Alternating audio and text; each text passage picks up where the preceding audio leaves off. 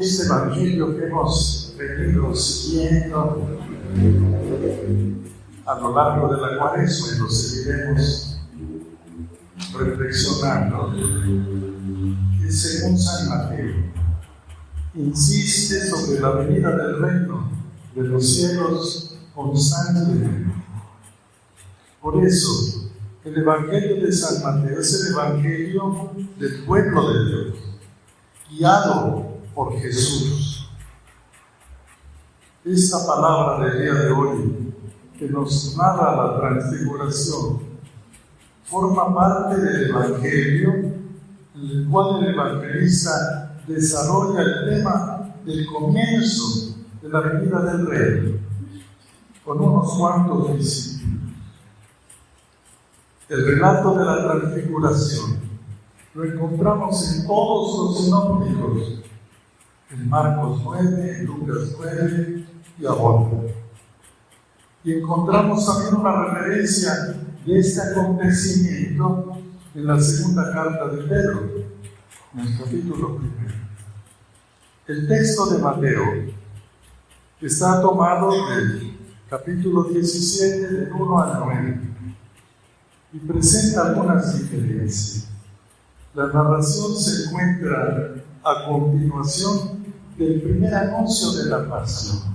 Es decir, Jesús primero les muestra cuál es el camino.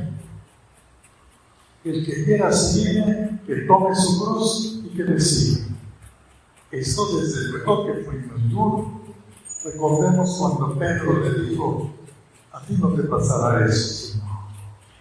Ahora lo vamos a comentar más adelante, pero es una reacción natural de los discípulos. Pero hay un detalle, que Jesús tiene la delicadeza de ahora animarlos con la transfiguración, como diciéndoles: vamos a terminar todo en la cruz. La cruz es el punto de partida hasta la resurrección. De modo que solamente así se puede participar de la vida eterna. Dice la palabra en Mateo 16, 25: quien quiera salvar la propia vida, la perderá. Pero quien pierda la propia vida por mi causa, no de cualquier manera, la encontrará.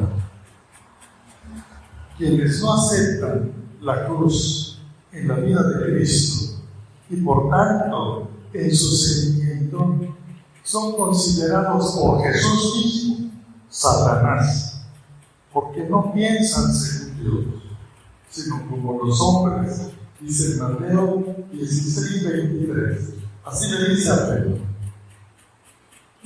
La expresión que Jesús dirige a Pedro: retírate de mí, Satanás, nos recuerda una expresión usada por Jesús en la parábola del juicio final, que está en el capítulo 25, más adelante.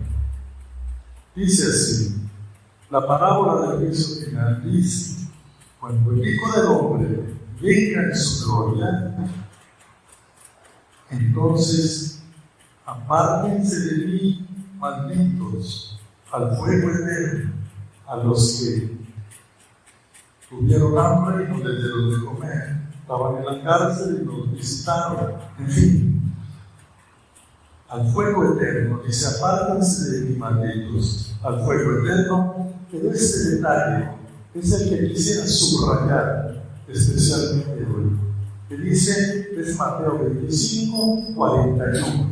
Dice así: apártense de mí, malditos, al fuego eterno, preparado para el diablo y para sus ángeles, no para el hombre. De modo que cuando el ser humano pierde la vida eterna, es porque lo decide el ser humano. Dios no quiere que nadie se condene y Dios no condena a nadie. Claramente lo dice la palabra. Lo que les acabo de expresar es textual: preparado el fuego eterno, preparado para el diablo y para sus ángeles. Nada más. Esta maldición está dirigida también a aquellos que no reconocen a Jesús y por eso no pueden formar parte del reino que nos trae. Sigue ahora el relato de la transfiguración. Mateo 17, 1 al 9. Con la pregunta sobre la venida de Elías, la curación del epiléptico. Después de estos sucesos, Jesús por segunda vez anuncia la pasión. En la transfiguración el Padre expresa claramente que Jesús es mi Hijo predilecto, en el cual tengo mis complacencias. Y termina diciendo, escuchen. Qué importante es escuchar la palabra. No solo oírla. Oímos, por ejemplo, que pase un coche. Oímos y cantan los pájaros. Pero escuchamos cuando estamos dispuestos a hacer lo que se nos dice. También nosotros somos en Él, hijos del mismo Padre.